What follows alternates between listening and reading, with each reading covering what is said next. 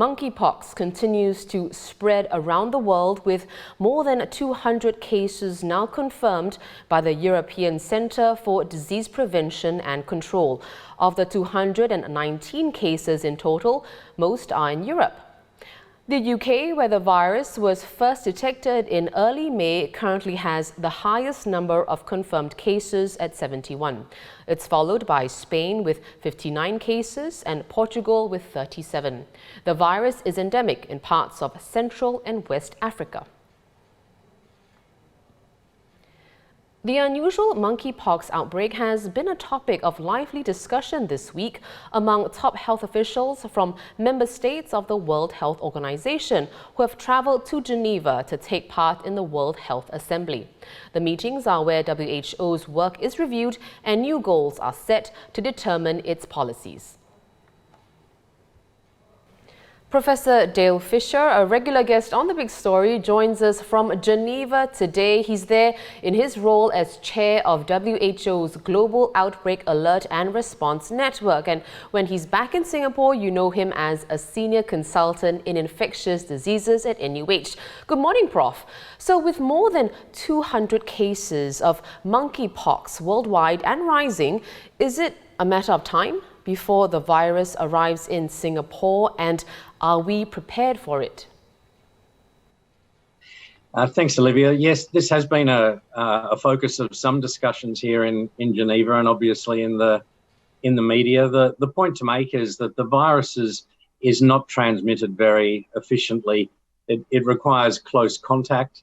We know it's been around for some decades, and it's endemic in at least 9 African countries, and the mechanism there is regular spillover events from animals, whether they're primates, rodents, and African squirrels have all been found to have monkeypox. So that's how it normally occurs, and then it can occur by exportation to countries, and we had a case in Singapore from Nigeria a few years ago. And this is the normal pattern of transmission, but what we're seeing is something quite different, where there's actually being transmission in those sort of non-traditional African countries. Almost all of the cases are males who have sex with other males. There do seem to have been some major events where there could have been some significant transmission happening, and that in that situation, when you get international visitors attending these events and then going back to their own countries, this is how you get a situation where there's about 15 countries at last count have identified transmission to people that haven't been to Africa. So that's the current epidemiology. It's really quite different to what we see normally. It's only been going for a couple of weeks. So no, I don't believe it is inevitable we'll see cases in Singapore. There's a strong belief here that we can put the cat back in the bag, if you like, by early detection of all the cases, and that requires a lot of vigilance in, for instance, sexual health clinics and things like that. And if those people are identified early, isolated, and further spread prevented, then we can end this cluster and return to the situation where the only cases we see are exported from those countries. Well, Prof, how are countries tackling the monkeypox outbreak? And at this point, is there a need for any discussions about vaccination strategies? So the smallpox vaccination is quite effective. It's the same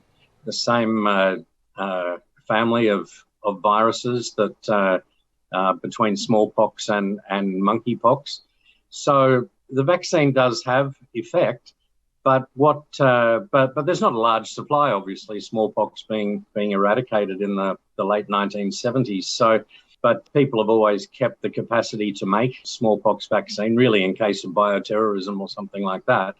But no, there's been no discussion of widespread vaccination. You'd have to cast a very broad net, and you'd have to, use up a limited supply. So no, that wouldn't be a good strategy. But it may have a role in people with early disease. You can actually mitigate deterioration, perhaps in immune-compromised patients that are identified early.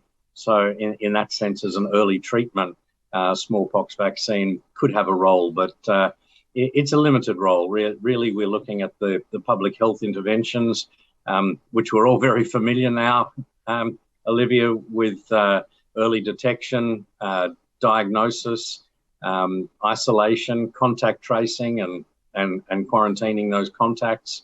And in this way, we should be able to stop the spread. Right.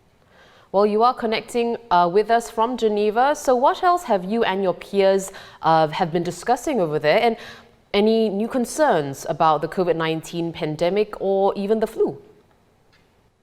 Yeah, of course, monkeypox is very much a late breaker item. Most of the discussions, at least in terms of health emergencies, have been around COVID and the next pandemic, if you like, sort of how we develop the global health workforce, especially in light of the vulnerabilities that we've looked at, all the really international contributions that can be made to pandemic response, while understanding that an understanding of how countries, literally at a country level, manage the pandemic, these will need to be paired, whether it's the international efforts or the national efforts. So how an architecture can be designed globally and locally that sees alerts trigger a rapid response, rather than what we saw this time was a very varied response, where in Asia the alert triggered a lot of work back in January, February 2020, whereas much of the rest of the world was still believing everything would be okay. So this trigger needs to be a lot stronger.